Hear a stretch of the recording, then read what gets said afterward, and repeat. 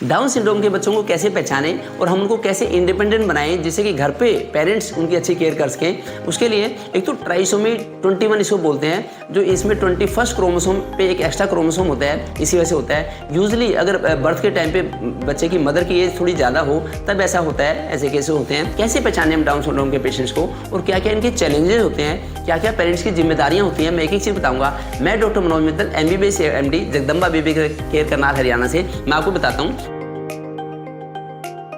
एक तो ऐसे बच्चों का स्लैंट आइज का स्लैंट जो होता है, मंगोलॉइड स्लैंट होता है, थोड़ा सा ऐसी तिरछी आंखें होती हैं, फिर कान थोड़े चपटे होते हैं, नाक भी थोड़ी चपटी होती है, जीभ थोड़ी सी मोटी होती है, कभी कभी आइज में स्क्विंट या कैटरेक्ट हो सकता है, कभी कभी हियरिंग डिले भी हो सकता है, डिफेक्ट भी हो सकता है, या कभी कभी टीथ के या गम्स की भी दिक्कत हो सकती है, या और बाकी ऐसे बच्चों का नेक भी थोड़ी सी छोटी होती है और मसल टोन बॉडी की पुअर मसल टोन होती है ओवरऑल। और अगर मैं बात करूँ हैंड की जो क्रीज है, पामर क्रीज, सिमियन क्रीज बोलते हैं इसको, सिंगल क्रीज होती है और जो पहला अंगूठा,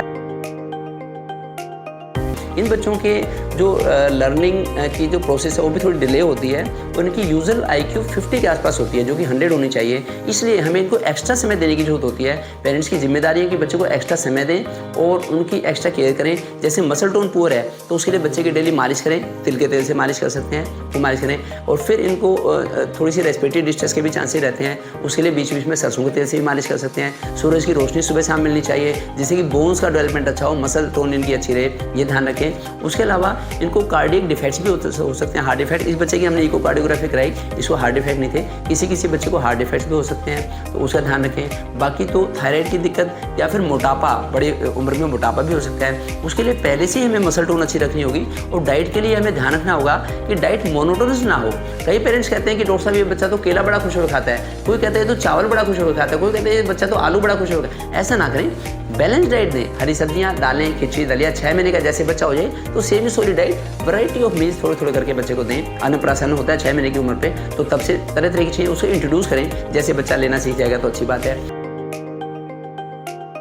इनको जब स्कूलिंग करनी है तो स्कूलिंग में इनको एक्स्ट्रा अटेंशन देनी है ऐसे बच्चों को, क्योंकि अदरवाइज डाउन सिंड्रोम का मेडिकल साइंस में कोई ट्रीटमेंट नहीं है। हम केयर करके एक्स्ट्रा टाइम देके डॉक्टर से भी समय समय पे एडवाइस लेते रहें और खुद पेरेंट्स भी इन्वॉल्व रहे बच्चे के साथ, जिससे कि बच्चे की आगे लाइफ एक्सपेक्टेंसी इंप्रूव हो। अगर मैं लाइफ एक्सपेक्टेंसी की बात करूँ तो 1940 में जब तक कि मेडिकल साइंस इतनी ज़्यादा वेल डेवलप नहीं थी, उसमें इनकी लाइफ एक्सपेक्टेंसी 12 होती थी, 12 ईयर्स के आसपास। धीरे धीरे करके लाइफ एक्सपेक्टेंसी बढ़ी, तो अब कुछ एडल्ट्स और कुछ जो सीनियर सिटीजन्स हैं वो 60 ईयर्स के भी हैं, डाउन सिंड्रोम के 80 ईयर्स के भी हैं। तो इनकी लाइफ एक्सपेक्टेंसी इंप्रूव करने के लिए रेगुलरली हमें स्क्रूटनी करने की जरूरत है और बच्चों को अप्रेजल हमें उनको करना है। उनका जो कोई अच्छा काम करते हैं उसके लिए उनको प्रेज करना है, ना कि हम उससे कोई गलत काम करने पर डांटें। तो इस चीज़ से भी हम बच्चे को मोरली सपोर्ट दे सकते हैं। बाकी एक एक ऑर्गन के ऊपर हमारा ध्यान रहना चाहिए। ऐसे बच्चों को सांस की दिक्कत ना हो तो उसके लिए भी हम ध्यान रखें। जैसे सर्दियाँ आ रही हैं तो सर्दियों में छोटे बच्चों को सिंथेटिक कपड़े ज़्यादा ना पहनाएं, सूती ऊनी कपड़े पहनाएं, पंखे सुबह तक भी तेज़ ना चलते हैं, रात को 1-2 बजे के बाद, जैसे मौसम चेंज हो रहा है, चेंजिंग वेदर में 1-2 बजे के बाद ज़्यादा पंखे ना चलें।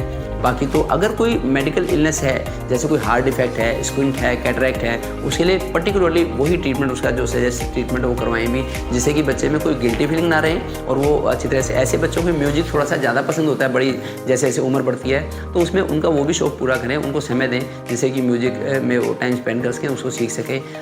अदरवाइज IQ के हिसाब से हमें थोड़ा सा ज़्यादा समय तक इनको लर्निंग के लिए मौका देना पड़ेगा कि कोई भी चीज़ सीखनी है तो ज़्यादा समय दें उसके बच्चे को, उससे बच्चों की एबिलिटीज़ और ज़्यादा इंप्रूव होती हैं। फिर भी अगर आपको कोई क्वेरी है तो मैंने अपने जगदम्बा बेकर यूट्यूब चैनल पे ऐसी और भी वीडियो हैं, उनको भी देख सकते हैं। अदरवाइज मेरे से कंसल्टेशन करनी हो तो मेरा फ़ोन नंबर है, इस पर व्हाट्सएप पर मैसेज करके मेरे से आपको लाइब्रेरी का लिंक मिल जाएगा, इस पर आप मेरे से वीडियो कंसल्टेशन भी कर सकते हैं। अदरवाइज़ मैं हर संडे को शाम को 4 से 5 लाइव होता हूँ, उसमें भी आप जुड़ सकते हैं जगदम्बा बेकर यूट्यूब चैनल पर। और वैसे अदरवाइज़ कभी भी किसी बच्चों को एडमिशन की जरूरत पड़े तो हमारा हॉस्पिटल एम्पैनल्ड है कैशलेस ट्रीटमेंट के लिए, इतनी सारी कंपनीज़ के लिए, तो जब कभी ज़रूरत पड़ती है तो आप इसका लाभ भी उठा सकते हैं। वैसे मैं चाहूँगा कि अगर आप जितना समय दें बच्चे को, उसकी नीड्स को पहचानें, उसकी ज़रूरतों के मुताबिक अगर हम उसे समय देंगे तो बच्चे में ज़्यादा अच्छा उसका फ्यूचर डेवलपमेंट होगा।